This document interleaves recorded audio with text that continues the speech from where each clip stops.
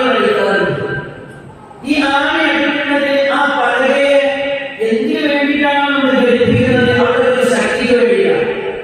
ആ ശക്തിയെ തുടച്ചു മാറ്റുകയാണ് ചെയ്യുന്നത് എന്ന് പറഞ്ഞാൽ അല്ലാഹു